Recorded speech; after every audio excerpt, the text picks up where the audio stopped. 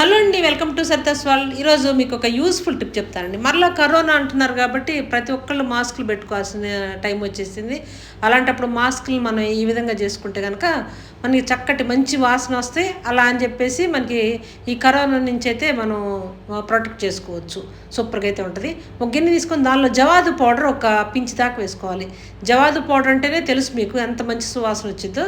అది న్యాచురల్ కూడా. అలాంటి జవాదు పౌడర్లో మన కర్పూరం బిళ్ళలు వేసేసుకొని చక్కగా మెత్తగా చేసి వేసుకున్న తర్వాత దానిలో వాటర్ పోసేసి గోరువెచ్చని నీళ్ళు పోసేసి దానిలో ఈ మాస్కులు అనేవి పెట్టేసుకోవాలి. మనం పెట్టేసుకొని ఒక 10 నిమిషాల తర్వాత తీసేసి ఆరబెట్టేసి కనుక ఆ మాస్కులు వాడామంటే మనకి మనం ప్రయాణాలు చేసేటప్పుడు కానీ బస్సుల్లో కానీ ట్రైన్లో కానీ ప్రయాణాలు చేసేటప్పుడు కానీ ఇలా పెట్టుకున్నామంటే మంచి సువాసన వచ్చింది ఈ జవాదు పౌడర్ వలన.